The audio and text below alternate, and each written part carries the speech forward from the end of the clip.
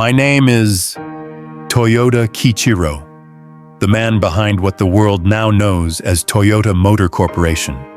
You may have heard someone say, "Open the throttle of the nation," a phrase once used to describe our ambition to make Japan a world leader in automobile manufacturing. I am remembered as a pioneer who dared to dream that a nation known for silk looms could one day stand shoulder to shoulder with the giants of Detroit. Tonight, I will tell you the story of my life. Sorry, I'm not American. I'm Japanese. I was born at the turn of the 20th century in a quiet farming village near Nagoya, long before Toyota was a city or even a dream. And today, with your permission, I'd like to use English to tell you my story, not just as a businessman, but as a son, a dreamer, and someone who wrestled with doubt more times than you'd imagine. Let me begin with a small truth. In my youth, Japan had no car industry. None. Our roads were quiet, our cities modest, our people proud, but humble. And yet, when I first saw a car in the streets of London, I couldn't stop thinking, why not us? Why not Japan? If you were me, standing in the smog and steel of England in the 1920s, with your father's legacy behind you and a fire growing in your chest, what would you do? Would you obey tradition or risk it all for something unproven?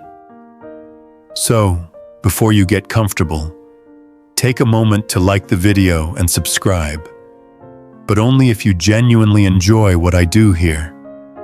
And if you could send a message to me in the past, just one note of encouragement or warning, what would you write? Leave a comment below. Now listen to this interesting story about my life journey. I'm born in 1894 in Yamaguchi-Mura, a quiet little village in Shizuoka Prefecture, back when the world still ran on steam, wood, and the strength of a man's back. My father is Sakichi Toyoda, already a name known in industrial circles, though his path is anything but easy. They call him the king of inventors in Japan. But to me, in those earliest years, he's simply father. A quiet, focused man with calloused fingers and eyes that always seem to look past the present moment and into some vision of tomorrow.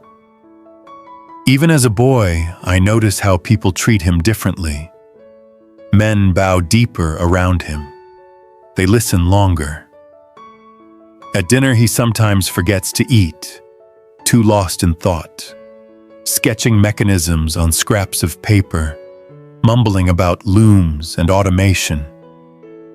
I don't understand it all yet, but I understand enough to feel the weight of his dreams hovering above me, like the roof beams of our home. He isn't cruel, no, not by any stretch, but he is distant. He believes in effort. He believes in failure. And more than anything, he believes that Japan must stand on its own feet, free from foreign crutches. His inventions, the Toyota wooden hand loom, and later the power loom, are his answer to that call. Growing up in the shadow of such a man is complicated. Have you ever lived in a house where everything feels like a blueprint? Where each silence feels like another gear clicking into place? I'm a curious child, somewhat shy but observant. I'm not the type to run wild in the fields. I prefer to watch, to tinker. I take apart clocks. I scribble diagrams. Sometimes I imagine machines that don't exist yet. Engines that hum like bees. carriages without horses. Maybe it's something in the blood. Maybe dreams run through the veins like oil through pipes. In school, I perform well, but I'm not the brightest, not the fastest. I'm methodical. I work in layers. Teachers describe me as reserved but diligent. I don't mind. What matters to me is understanding, truly understanding how things work. By the time I'm 12, I've already heard whispers that I'm to follow in Father's footsteps. He'll carry on the name, people say. He'll improve the looms. But there's a part of me, small, hidden, that wonders if I want to make something entirely. One night I hear my father speaking to a colleague, his voice low, serious. We must prepare. Japan cannot always rely on the West. One day, we'll need to build machines, not just looms, all kinds of machines. That sentence stays with me. Around this time, I begin to feel a tension between reverence and rebellion. I deeply admire my father. I want to make him proud, but I also want to forge something of my own, something different. Not in textiles, but in transportation. The kind of invention that doesn't just make fabric, but moves people.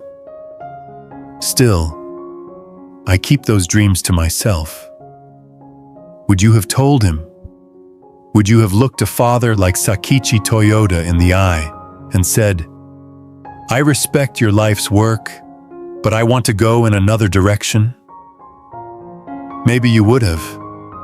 Or maybe, like me, you'd bide your time and wait for the moment when the road begins to split. In 1903, when I'm just 9, Father patents the automatic power loom. It's a marvel, efficient, clever, precise. His fame grows.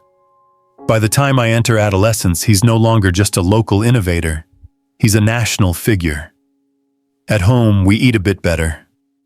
The air feels heavier, though. More responsibility. More expectation. And with each passing year, the question becomes louder in my mind. What will I contribute? Let me tell you something I've learned after a life full of machinery, business, and pressure. Sometimes, the biggest decision you make isn't made with fanfare or drama. It begins as a whisper inside you, a quiet stirring, a feeling that there's something more meant for you beyond what's been laid out. In 1910, at 16, I stand at the threshold of a decision. I enroll in Tokyo Imperial University, majoring in mechanical engineering. It's a prestigious path. Everyone around me assumes I'll use this education to improve our family's looms. And in fairness, that's what I tell them too. But inside, I already know. I don't want to improve the looms. I want to build engines. I want to learn from the world, not just Japan. I want to bring something home that we don't have yet. Mobility. Cars. I've only seen them in magazines and rare street sightings, but they ignite something in me no loom ever has. If you were me then, what would you feel, stepping into that grand university, carrying your father's legacy like a heavy coat, while secretly dreaming of vehicles that didn't yet exist in your country? Would you follow the safe path? Or would you too quietly start to build a future no one else around you could yet see? The years ahead will test that resolve. They'll stretch me, break me, define me. But right now, in 1910, I am still just a young boy from a loom maker's house, watching the world shift and wondering where I fit in its moving gears. Tokyo Imperial University in 1910. It feels like a different planet from Yamaguchi-Mura. The streets are louder, the buildings taller, the people faster. And I'm just one of many young men in stiff uniforms, heads bowed over thick books, all trying to make something of ourselves in the Meiji era's fevered dream of modernization. At first, I do what's expected. I study mechanical engineering with a focus on machinery and precision tools, all useful knowledge for the loom business. But my mind often drifts, especially when we study combustion engines or metallurgy. There's something elegant about engines. They're alive in a way looms aren't. They breathe, they burn, they move. By day, I sit in lecture halls absorbing thermodynamics and mechanical design. By night, I sketch out ideas that have nothing to do with weaving. Blueprints for imaginary cars, notes on American manufacturing, rumors of what Henry Ford is doing with assembly lines across the ocean. I feel a strange pull westward, as though my education isn't finished until I see the world beyond Japan. In 1920, I convinced my father to let me study abroad. I know it's a hard request. He's aging, and his company is at a delicate turning point.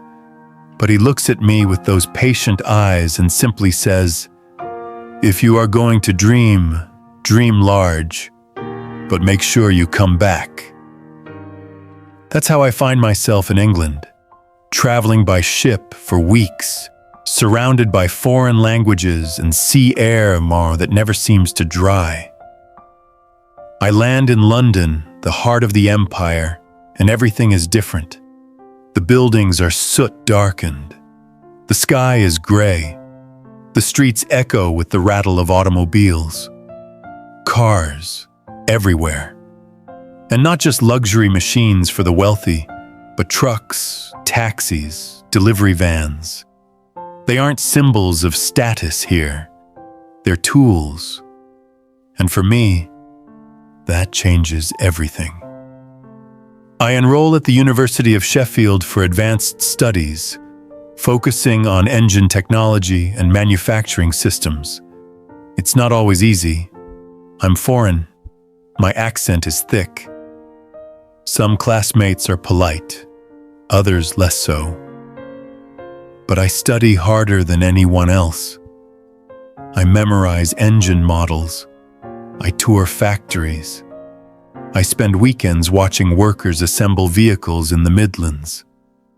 And I ask questions, hundreds of them.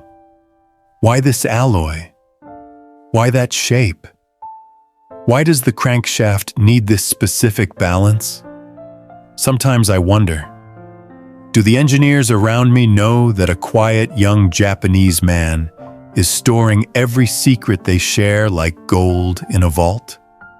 One afternoon in Birmingham, I visit a small automobile factory. It's noisy, chaotic, but efficient. The production line is smooth, the workers confident. I stand there for over an hour, not taking notes, just absorbing. That's when it hits me. Japan can do this too. Not just imitate, but innovate. If we have the courage. But it won't be easy. Back home, we have almost no auto industry. Roads are narrow, fuel is expensive. Most people still get around by bicycle or foot.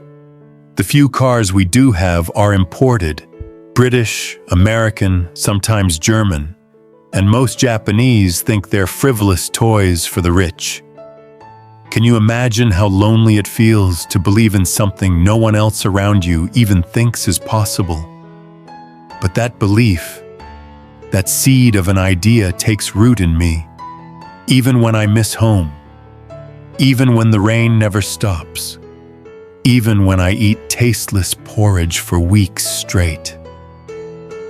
That's what purpose does. It gives shape to discomfort. It makes you endure. Now, if you were me back then, standing in those greasy factories, watching pistons fire and chassis roll forward? Would you have dared to think, someday this will be built in Japan? Or would you have written it off as a Western miracle, too big to bring home? Before I return, I travel briefly through the United States. Detroit, the Ford plant, the River Rouge complex. I have no words. The scale, the speed, the precision. America is no longer just making cars. It's mass-producing them like cloth from a loom. The irony is not lost on me. Perhaps this is the evolution of our family legacy. From weaving fabric to weaving movement. From silent looms to roaring engines. When I step back onto Japanese soil in 1922, I feel different. Not just older, but heavier, with knowledge, with purpose. I return to my father's company, Toyota Spinning and Weaving, as expected. But I carry with me blueprints, notes, samples, dreams. My father senses the change in me. He never asks what I saw. But one day, I place a thick notebook on his desk. In it are engine diagrams, production plans, ideas for factories. He flips through it silently, then nods once. "You have work to do," he says, and that's how it begins. Quietly. Not with speeches or headlines, but with two generations of dreamers agreeing. Our future may lie far from the threads we've spun. It's 1922, and I'm back in Japan. My hair's a little thinner, my hands a bit rougher, and my mind completely transformed. The soot-stained walls of England's factories and the thunderous lines of Ford's Detroit empire are still fresh in my memory. But reality waits for no man, especially not a dreamer. I return to what the world knows us for. Looms. Toyota Automatic Loom Works. That's the heart of our family business. And my father, Soichiro, is still its soul. By this time, his legacy is almost mythical. His G-type automatic loom is an engineering marvel. It's efficient, precise, and already drawing international attention. And me? I slip into the role of managing director. Not because I want to, because I must. In those first months, I learned how to run a factory, not in theory, like I did at university, but in the sweat and shouting way that only a real production floor can teach. I walk the length of the plant every morning. I listen. I observe. I fix broken machines with my own hands, not because it's expected, but because it's the only way I can truly understand. And yet, part of me still aches. Every gear I adjust, every loom I inspect, it all feels like a detour. Like I'm painting someone else's masterpiece when I long to sketch my own. But I don't rebel, not yet. Instead, I do something more subtle. I listen closely. I begin to identify the bottlenecks, not just in our production, but in our thinking. The world is changing. Electricity is reaching villages. Roads are being laid. Japan is modernizing. And I sense a gap between what we make and what Japan needs. It's during this time that I quietly begin assembling a team. A small group of like-minded engineers and machinists within the loom division. Men who, like me, believe the future isn't woven from thread, but forged in steel and oil. We meet during lunch breaks, after shifts, in cramped storerooms, sketching out ideas on the backs of work orders. We start small. Not with cars. No, that would be too bold, too loud. We begin with engines, internal combustion engines. Japan doesn't manufacture them locally at scale yet, so we tear down imported models and reverse engineer every bolt and piston. I can still remember the first time we fired up a prototype. The floor vibrated. The air filled with smoke and sound. A dozen men, covered in sweat and grease, laughing like children. It wasn't perfect, but it was ours. Meanwhile, my father grows increasingly frail. His health is beginning to fade, and with it, the illusion that I'll have unlimited time to win his approval. Still, he never scolds me for these side experiments. Perhaps he sees himself in my restlessness. One evening, he calls me into his study. I expect a lecture. Instead, he opens a small wooden drawer and pulls out a single sheet of paper, one of his earliest sketches for the automatic loom. "I drew this before anyone believed it would work," he says. "Even your grandfather thought I was wasting my life." Then he looks me in the eye and says, "You will do the same. Not with looms, with something else, but you must be ready for pain." It's the closest thing to a blessing he ever gives me. Now, I ask you, if you were in my position, would you keep your head down and protect a secure legacy? Or would you start building a bridge to a future no one has walked before? Because here's the thing. They didn't teach me this in England or Tokyo. Invention is rebellion in disguise. Every new thing threatens the comfort of the old. And comfort? It's the enemy of vision. So in 1924, I pushed the experiments further. We begin working on a gasoline-powered engine from scratch. At this point, it's not just curiosity, it's a quiet revolution. And though we don't yet have permission from the board, I'm funding it myself, out of my own salary. I remember coming home late one night, oil on my hands, collar stained, exhausted, but with a grin I hadn't worn in months. My wife asks, "What's that smell?" I say, "It's progress." We name our test model the Type A engine. Simple, direct, full of flaws. But it works, and I can feel it. This is only the beginning. In the final months of 1926, the family begins discussing formal succession. My father is nearly 70, his body worn by decades of obsession. He steps down from daily operations, though he still watches everything from a quiet corner of the plant. And me? I'm now more than a manager. I'm a man with a foot in two worlds, the precision of looms and the chaos of combustion. I know I can't keep them both forever.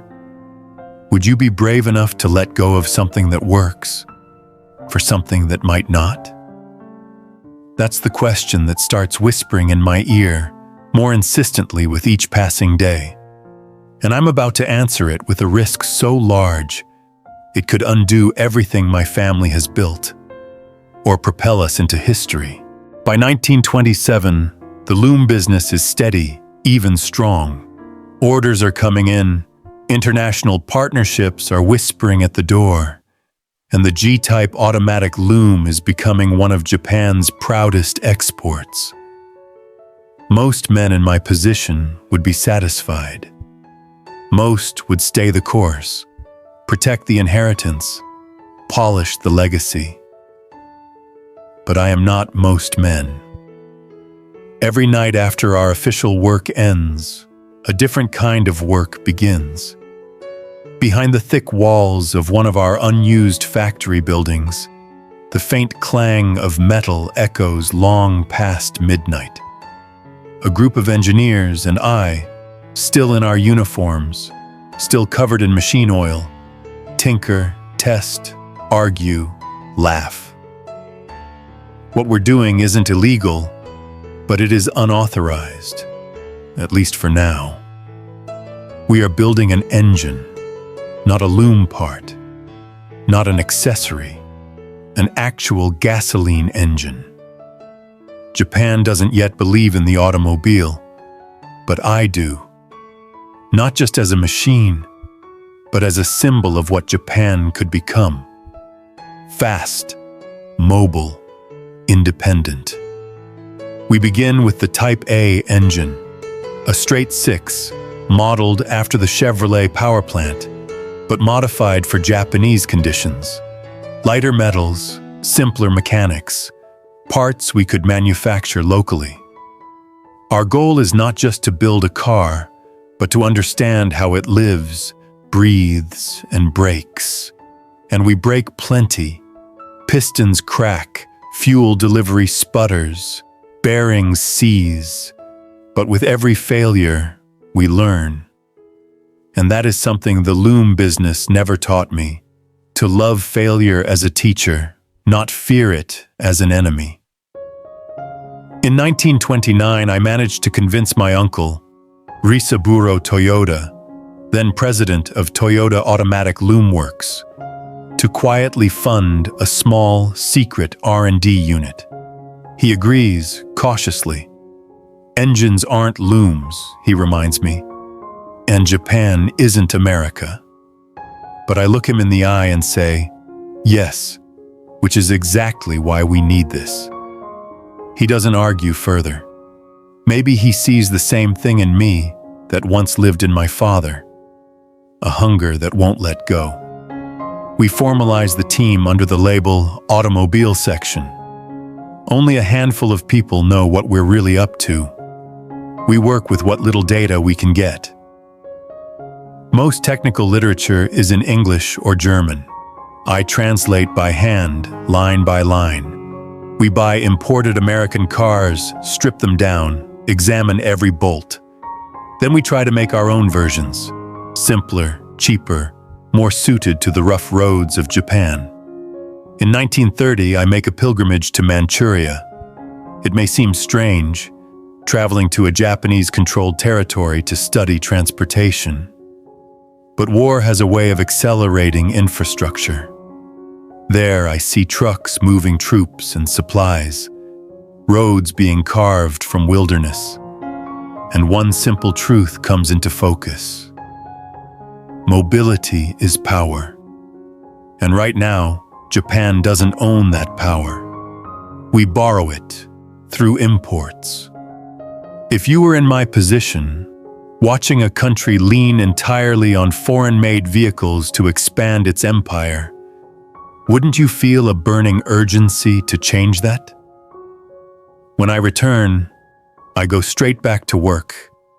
We begin constructing our first engine entirely in-house. No copying, no reverse engineering, just us and our belief. It's slow, painfully slow. But in those years, I begin to understand something my father never told me. Invention is not a moment. It is a lifestyle, a discipline, a quiet, relentless choice to move forward even when no one is watching. One day, in 1932, something happens I will never forget. We install one of our handmade engines into a modified vehicle chassis. We crank the starter. The engine coughs, sputters, roars, and runs, not for long, but long enough. There is a moment of silence among the team. Not joy, not cheering, just awe. We had built something alive, with our own hands, in Japan. We take it out for a test run late at night, well past curfew, down the narrow, dusty roads outside Nagoya. The headlamps are weak, the brakes barely responsive. But as we bump along at 30 kilometers per hour, wind in our faces, I can't help but whisper to myself, this is only the beginning. But we can't stay in the shadows forever. I know that. If we're to grow, we must step into the light. Make it official. Ask for real funding. And that means facing the board, the skeptics, the economists who think cars are toys for the West. Would you risk it? After years of quiet work, would you gamble your family name, your father's company, your professional future, on a car that might never sell? Because that's the choice I'm preparing to make. And I'll tell you the truth, I'm scared. But I've also learned by now, fear is the scent of something important waiting on the other side. It's 1933, and the whispers are getting louder. The secret engine project can no longer stay in the shadows. We've proven we can build something that runs, something that breathes fire and roars forward under its own strength. But what we haven't yet proven, at least to the men in suits who run our parent company, is that it's worth it. That it can become a business, not just a boyhood obsession. So, I prepare for the inevitable confrontation. The boardroom at Toyota Automatic Loom Works isn't a warm place. There's no oil-stained rags, no humming of gears, just polished wood, stiff collars, and wary eyes. I present a plan, spin off a new section dedicated to automobile production. Small, focused, experimental, but with the potential to change Japan's entire industrial landscape. One executive scoffs, "There's no demand. Who in Japan even drives?" Another grumbles, "Why risk everything on a machine we can just import from Ford or GM?" I let them speak. I've anticipated every doubt, every skeptical glance. Then I ask a question I know they can't answer. If Japan cannot build its own vehicles, how will we move forward as a nation? Will we always be passengers in someone else's car? That hangs in the air like smoke. I don't beg. I don't shout. I simply lay down a challenge. Give me 1 year. Just one. Let us form an internal automotive department. If we fail, I'll return to looms. Quietly. Permanently. A week later, they approve it. And just like that, with barely a nod from the upper floors, the automobile department is born. We're still part of the loom works, just a branch, a single limb on an old, established tree. But to us, it feels like we've just planted a seed in a new forest. Our office is little more than a cluttered workshop. The team is tiny. The budget? Laughable. But we have something far rarer than money. We have belief, and sometimes that's enough to set wheels in motion. Our first real project is the Model A1 passenger car. I insist we build it from scratch. No more copy and paste from American cars. We design the engine, the body, the chassis, all ourselves. We borrow ideas where we must, of course. But this one has to be Japanese. The team works like men possessed. Days blur into nights. We handcraft every part. No assembly line yet, just bench work, files, and faith. And slowly, over months of trial and rework, a shape begins to form. One morning in early 1935, we pushed the first prototype outside. Black, boxy, modest, but beautiful to us. We call it the Model A1. I take the wheel myself, The test track is just a gravel road outside the factory. My hands tremble as I grip the steering wheel. I start the engine. It catches on the second try. As we roll forward, every bump and rattle is a symphony. Engineers hang off the sides, listening, watching, cheering. We drive just a few hundred meters before stopping, but in that moment, we feel like we've crossed a continent. It's not perfect. The brakes need adjustment. The transmission grinds. But it's ours, Japan's. We make 3 A1 prototypes. One we keep for testing. One we give to my uncle Risaburo as a thank you for his faith. And one, perhaps the most symbolic, we present to my father. He's in his late 60s now, his body frail, his voice thinner than before. When he sees the car, he runs his hand along the fender like it's a sacred object. "You've built it," he whispers. "No," I say, "we have." You see, this wasn't just about a car. It was about a nation breaking free from the belief that it couldn't. About honoring a legacy, not by copying it, but by continuing its spirit of invention in a new direction. In mid-1935, we formalized production plans. The Model AA sedan will be our first mass-market vehicle. It's an evolution of the A1, more refined, more reliable, more realistic for broader use. Now, I want to pause here and ask you something, honestly. If you were in my place and you had just built your country's first car from scratch, would you slow down? Take a breath? Celebrate? Because I didn't. I couldn't. I knew that the hardest part wasn't building the prototype. It was convincing Japan to drive it. The year is 1935, and we are finally standing on the edge of something real. The Model AA, the car that would eventually become our first full production vehicle, is taking shape, piece by piece. It still amazes me. What began as late-night experiments behind the loom factory is now a machine with a name, a purpose, and a future. But let me be honest with you. Every part of this journey feels like threading a needle in a windstorm. We aren't building this car in some sleek Detroit-style facility. No, our tools are basic, our workshop dusty, our machines second-hand or improvised. Most of our suppliers have never made parts for automobiles before. One of our gear manufacturers was originally in the sewing machine business. Another specialized in bicycle rims.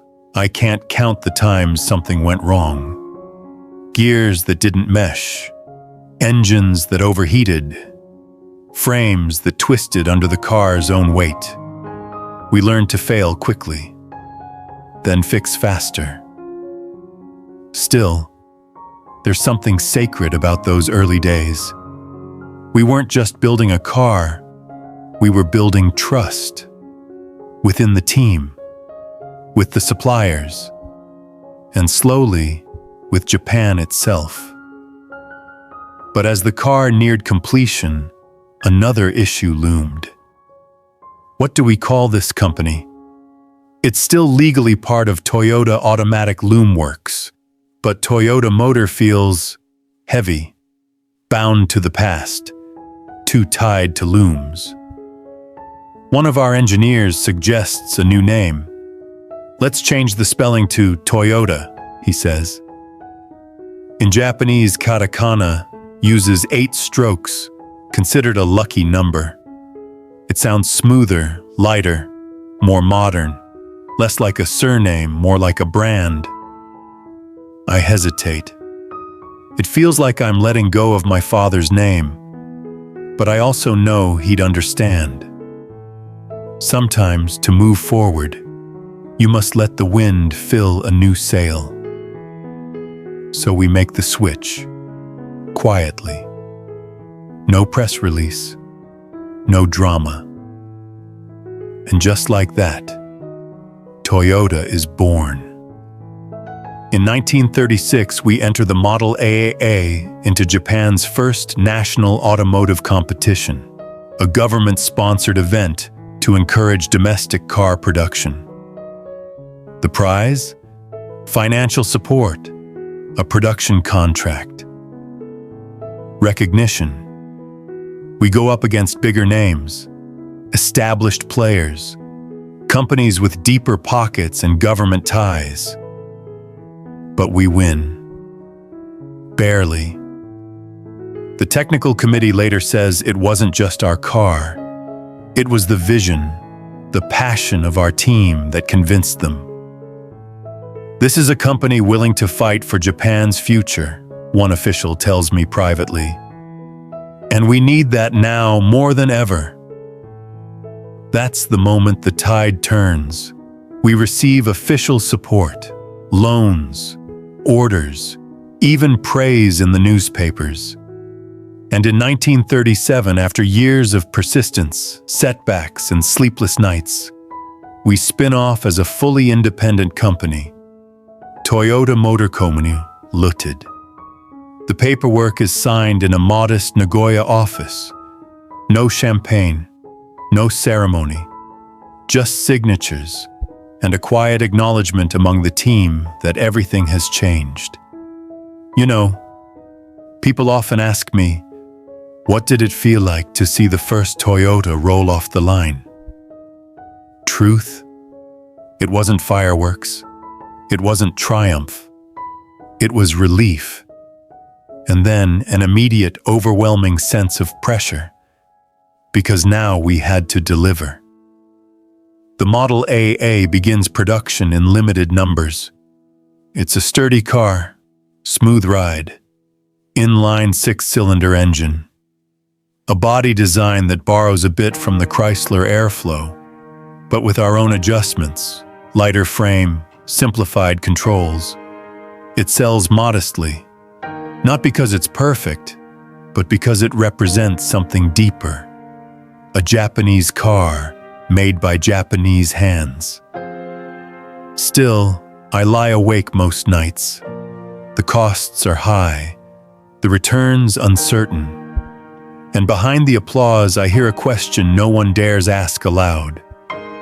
Can this really last? We move forward anyway. Would you? Would you risk everything? Reputation, family legacy, finances, on a company built around something your country barely believes in yet? Because that's exactly what I've done. My father, now very old, visits the factory once more in late 1937. We walk the floor together, his footsteps slower, but his eyes sharp. He runs his hand across the hood of a freshly finished AA and smiles, just a little. You've built your loom, he says. It's the highest praise I will ever receive. And yet, even as I soak in that quiet approval, I know the storm clouds are gathering. China, Manchuria, military buildup. The world is turning fast toward war, and the car we built to help people move freely may soon be used to carry soldiers and supplies. I don't say this aloud to my team, but inside a fear begins to take root. What if we've created something beautiful for the wrong moment in history? Still, I tell myself, keep going, keep building. The world needs us, even if the road ahead is about to become far rougher than I ever imagined. The year is 1937, and for the first time, I no longer wear the badge of Toyota Automatic Loomworks. Now it reads Toyota Motor Company Limited. It's strange how a few characters on a nameplate can change the weight of everything. The birth of Toyota Motor is not a celebration, not in the way people might imagine it now. There's no launch party, no flashing lights. Just a few documents signed in an office, a handshake and a quiet sense of crossing a threshold we can never return from. But inside me, there's a storm. Because now, we are not a division, not an experiment. We are a company, a car company, one of the first of its kind in Japan. And the pressure, it arrives instantly. Every day I wake up with questions chasing me. Can we meet production targets? Can we pay our workers next month? Will customers even buy these cars once the novelty wears off? But deeper than those, what if I've led these men and women into a dream that collapses in daylight? You see, unlike looms, cars are emotional. They represent pride, progress, identity. If we fail, it won't be a simple business loss. It'll be national disappointment. I carry that weight quietly, maybe too quietly. To scale up, we move quickly to establish our main plant in Koromo, now known as Toyota City. At the time, it's nothing but farmland, a sleepy place where no one expects a factory to rise. But I see it in my mind. Wide spaces for assembly lines, room for testing tracks, future homes for workers and families. The plant begins taking shape in 1938. Concrete, steel beams, the sound of new machines arriving from overseas. Most of the equipment is second-hand. Some of it we build ourselves. The floor is always dusty. The air full of ambition and fear. We train our workers not just in technique, but in mindset. We're not copying America, I tell them. We're building Japan. And maybe I believe that a little too much. Because while the plant is still under construction, the war effort begins tugging at our sleeves. The military comes calling.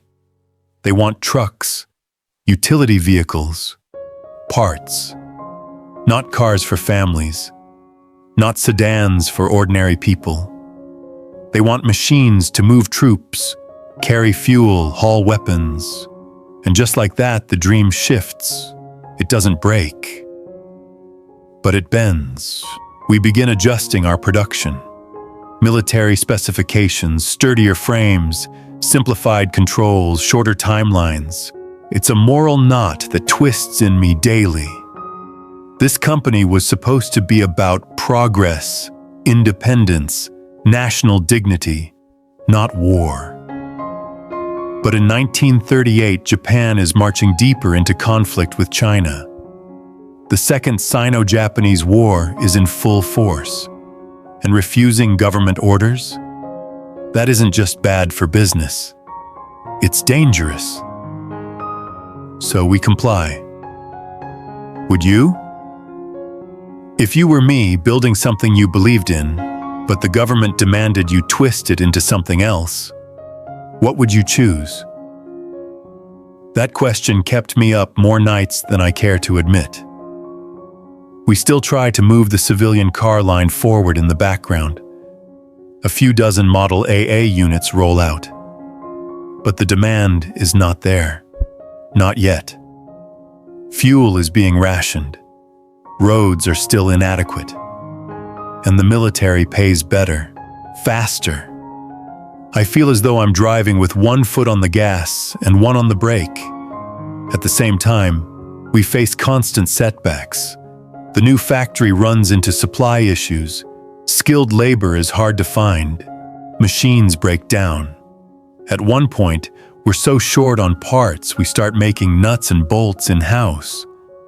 It's humbling. But perhaps that's the point. No great company is built in comfort. No lasting legacy comes from ease. During this time, I begin putting serious thought into how to make our production system better, not just bigger. I'm fascinated by efficiency. waste reduction, worker responsibility. I sketch ideas late at night, concepts that will one day evolve into the Toyota production system. But that's years away. Right now, we're just trying to survive.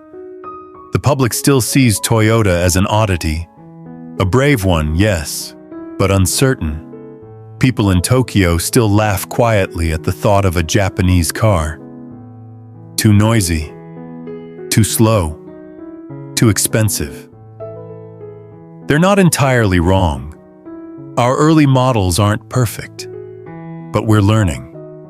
We improve with every run, and we build with a kind of stubborn hope that's hard to explain unless you've held a wrench in your hand and believed in something no one else can see. By the end of 1939, the clouds in Europe begin to darken. Hitler invades Poland. The world is sliding toward war. And I'm torn.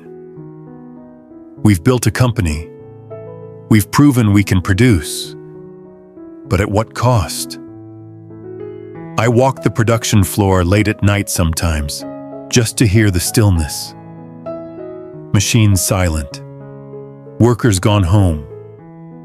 The smell of grease and metal lingering like a memory.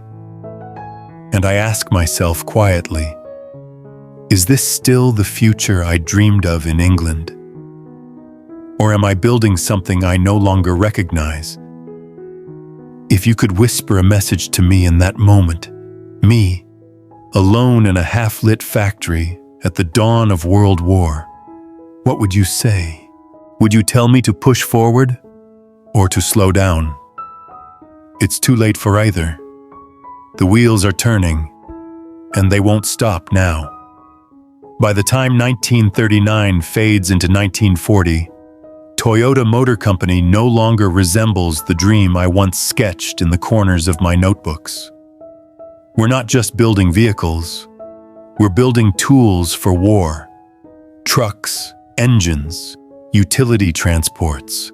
No more passenger cars, no more talk of freedom or modernization. Just steel, rubber, and urgency. Japan has entered the Pacific War. Resources are rationed, factories are commandeered, and the government tells us what to build, how many, and when. Our suppliers are stretched thin, skilled workers are pulled into military service. Our young engineers, brilliant boys who once dreamed of sports cars, are designing transport vehicles for jungle terrain and desert dust. And me? I'm still here. Still showing up each morning, still walking the floor, clipboard in hand. But inside, I feel it. Something is breaking. It's not the company. No, on paper, we're thriving. Military contracts ensure we're producing more than ever.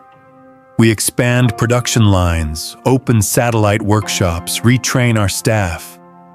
The trucks we produce are durable, efficient, and delivered on time. But each vehicle that rolls off the line weighs a little heavier on me than the one before. Because this was not why I started Toyota. I used to believe that cars were machines of connection, of movement, of choice. Now they are machines of necessity, of survival, of war. At night, I try not to think too hard about where those trucks are going, what they're carrying, what happens when they get there. But I'm human, and despite my engineering background, I have a heart that doesn't always listen to logic. One evening in 1942, I stand alone in the warehouse, watching rows of vehicles being prepped for delivery.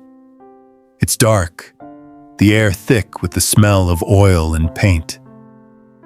I remember the day we rolled out our first AA sedan, how we cheered, how we felt like pioneers. Now, the cheers are gone.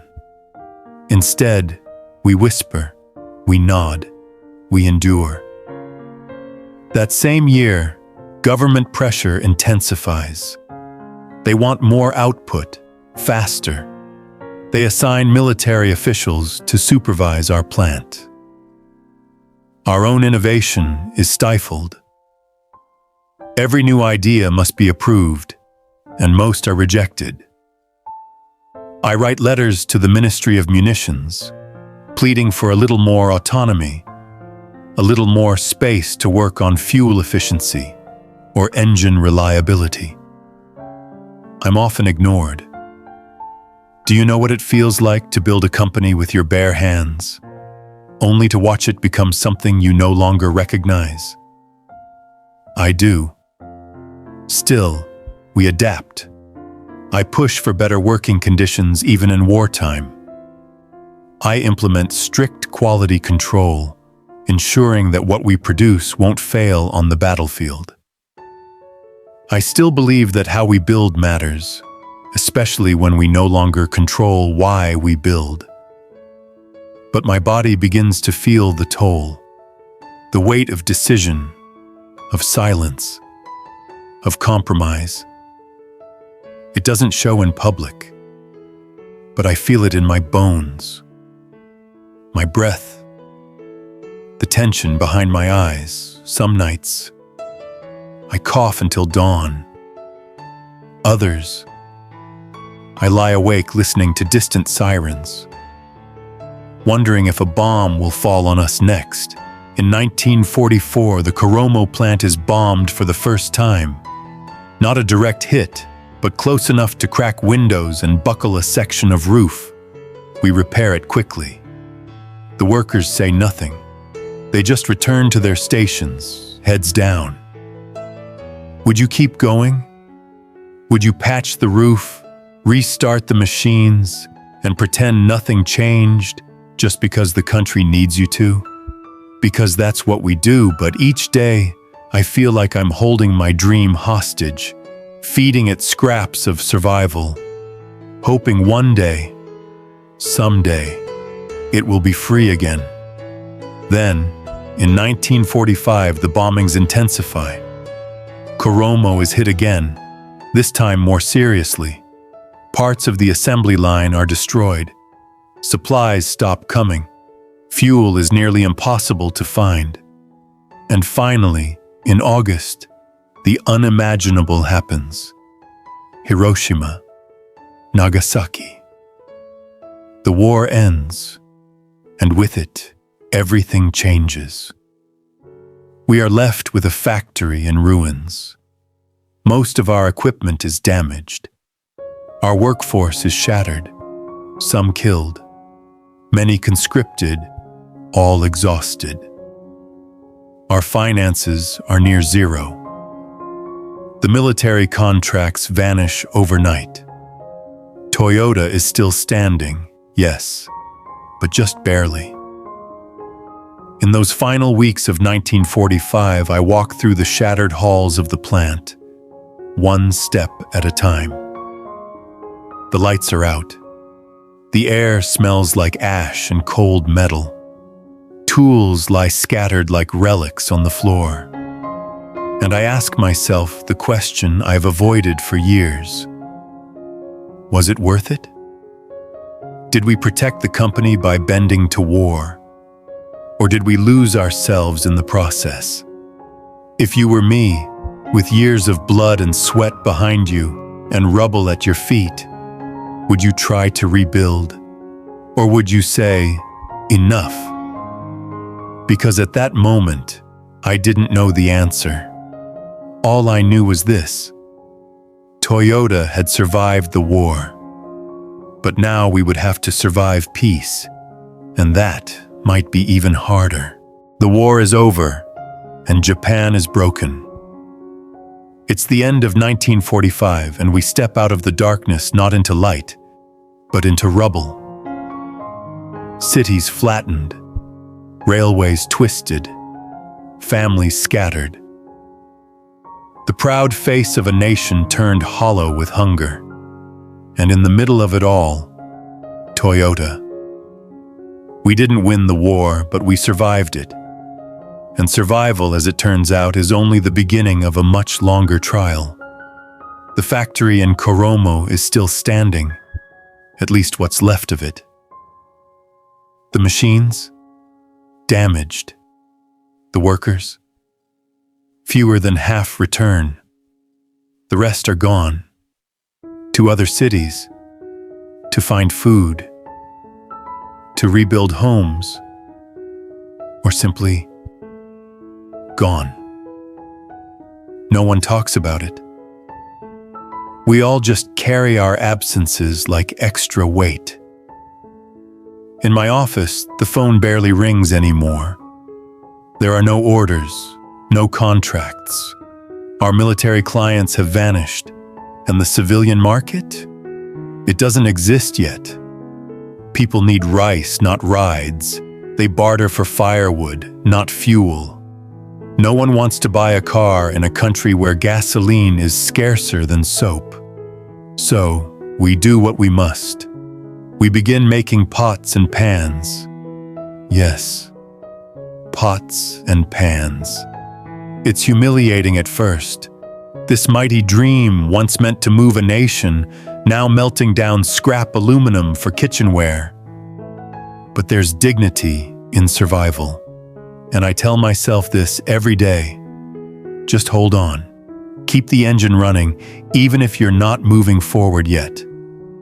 But inside, something is changing. The war didn't just exhaust Japan, it hollowed me out. Years of compromise, of pretending the factory hadn't become an arm of destruction, had worn me down more than I realized. I carry that guilt like rust under paint.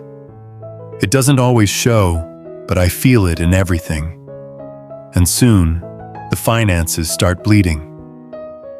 We owe debts from wartime expansion, loans taken to meet military production targets. With no revenue now, those debts become anchors. Suppliers begin asking for payments we can't make. The banks, they stop answering my calls. I try to delay layoffs. For as long as possible, I cut my own salary, sell personal belongings, reduce every expense. But eventually, the numbers are too brutal. By 1949, we face the unthinkable. Toyota must lay off workers. Hundreds. It's the one decision I prayed I would never have to make. These are not strangers. These are men I've worked beside, laughed with. Many of them followed me through the lean years of experiments, the bombing raids, the post-war famine. And now I must send them home with nothing. I don't sleep for days.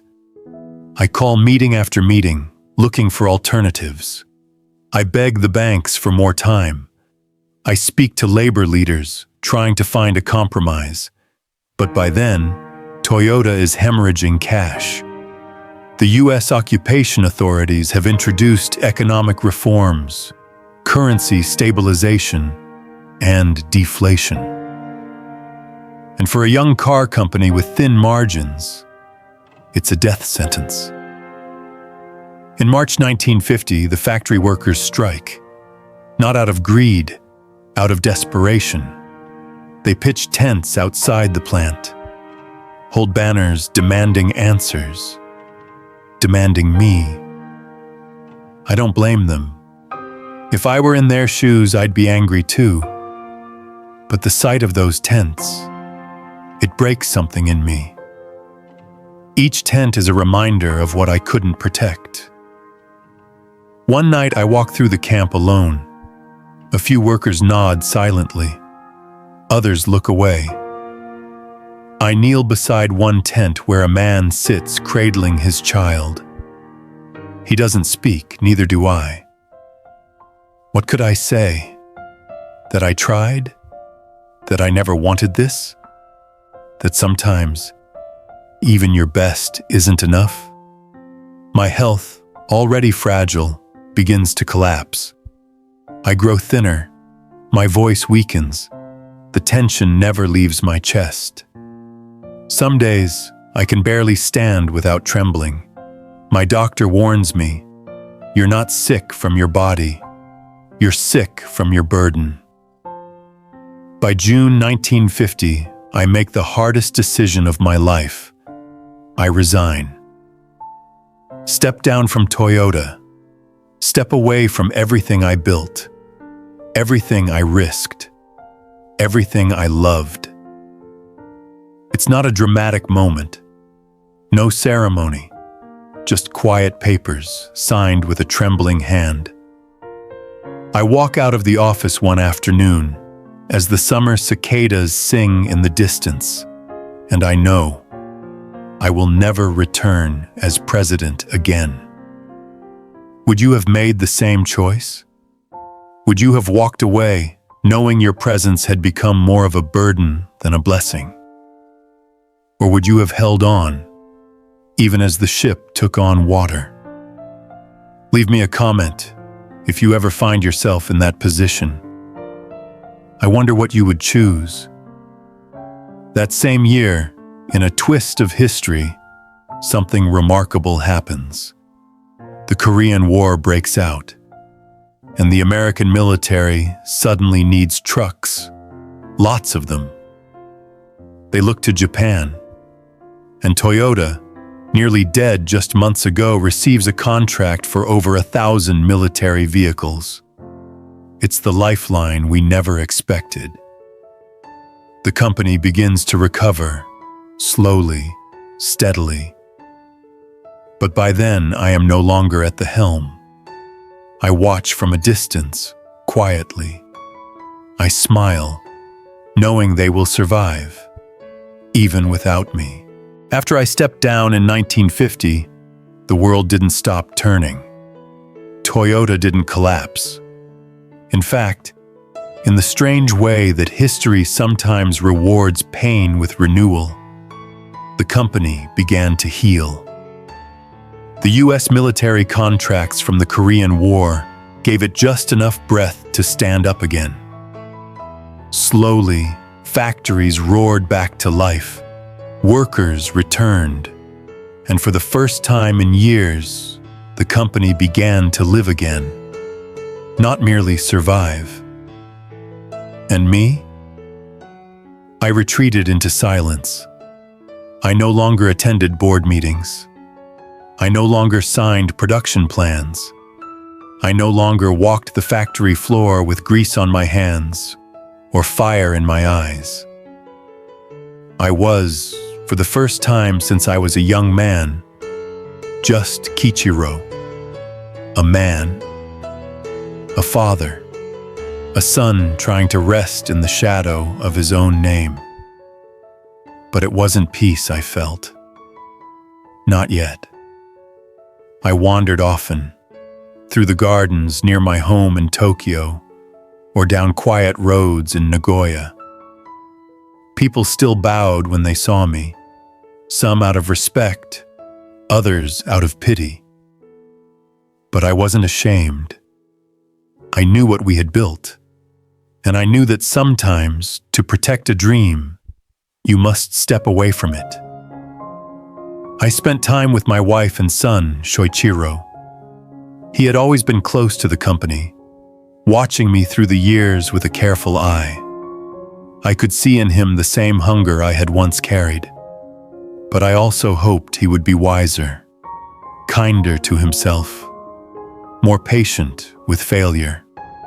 One evening, in early spring 1952, Soichiro asked me quietly over dinner, "Would you do it all again, Father?"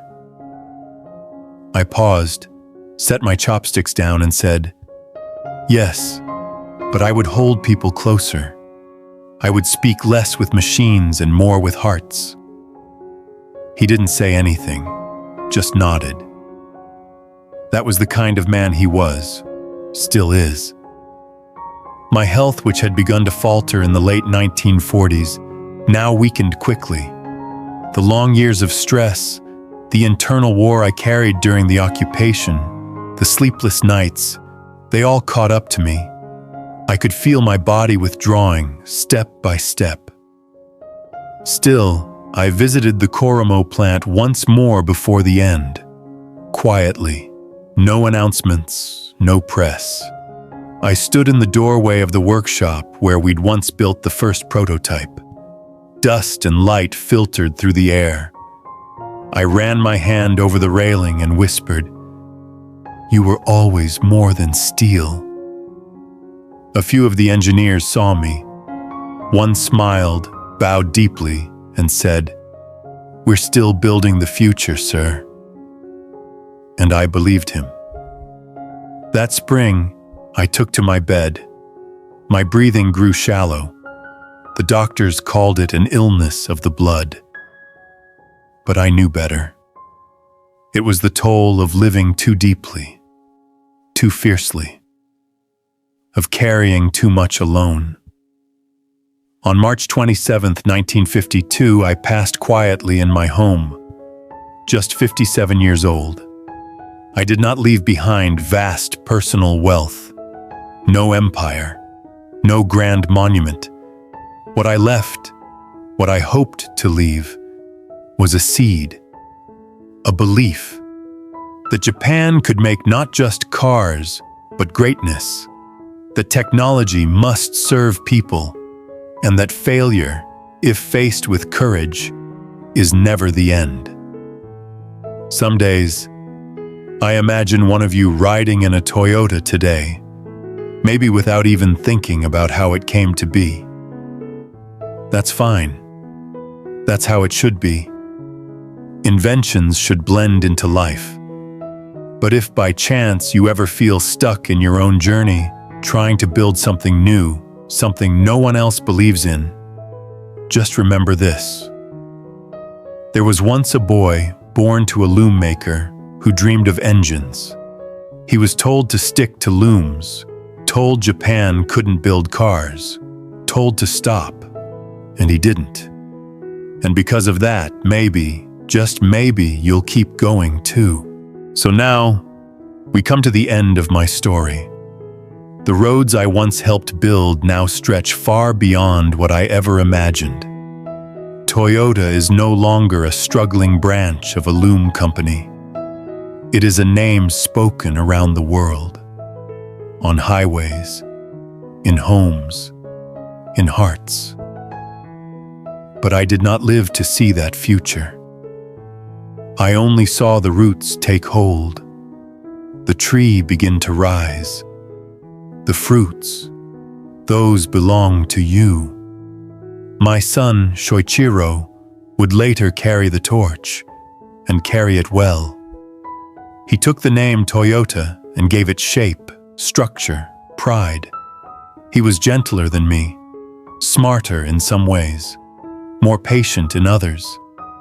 And I am grateful, because every father hopes his son will surpass him, not in wealth, but in wisdom. And he did. Even now, as you walk into a showroom or pass a Corolla on the street, you are brushing past a legacy carved not just in metal, but in quiet endurance. I was not a loud man, not a flashy man. I didn't crave statues or praise. All I ever wanted was for Japan to stand on its own feet, to build what others said it couldn't. That dream was costly. It demanded more of me than I ever expected. It tested every part of who I was. But in the end, I have no regrets.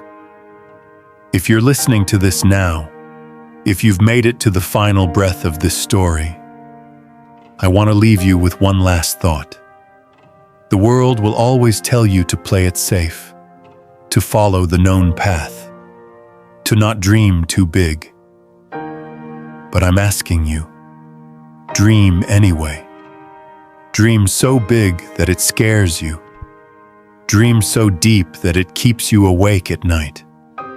And when failure comes, and it will, bow your head, learn from it, and continue. You see, the road never ends. Not really. It just changes direction. So go forward, with grace, with courage, with your hands steady and your heart open. And maybe, just maybe, long after you're gone, someone will ride in something you built and whisper, "Thank you." Now, close your eyes. Rest well. The engine will still be running when you wake. Sweet dreams.